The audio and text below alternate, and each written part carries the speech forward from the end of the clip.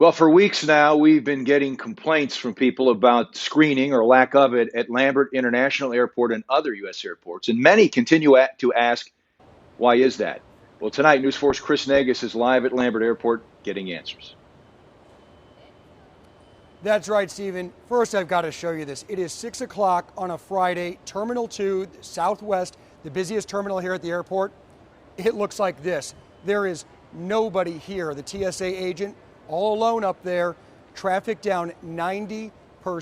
I'm told it's been like this all day. Some flights leaving with just a handful of people. Now, again, no mandated health screenings at this point here at the airport. And a St. Louis man that just returned from Africa told me he was surprised at the lack of attention he received when re-entering the United States.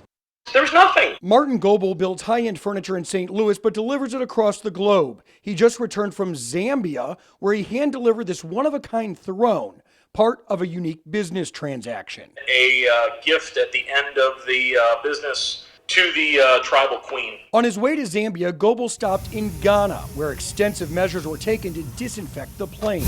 It was unbelievable with regard to the fogging of the plane they did, people coming in with full masks. In South Africa, another layover. They had large LED screens that were all heat sensitive. Those screens took Goebel's temperature. When he finally made it to Zambia, they questioned you significantly. They made you sit in an area to see essentially who was coughing for about 10 minutes. And then once again did the little gun in the eye thing to make sure that you weren't spiking a fever. You mean temperature gun? Yes, temperature gun. On his way home, he stopped in Abu Dhabi. He says before boarding a direct flight back to the U.S., nobody asked about his health. But they did ask about the wooden hippo and a souvenir rock in his possession. I was screened by the Homeland Security officials, but not about COVID-19.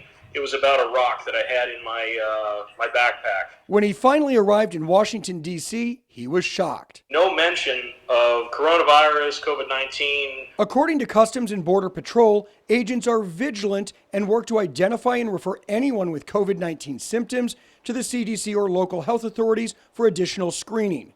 Goebel says he saw none of that. Nothing whatsoever. And, the only thing stopping me from being on 10 flights in 10 days and walking around St. Louis doing whatever I want is me deciding I don't necessarily want to expose my friends, family, and whoever else I come in contact with.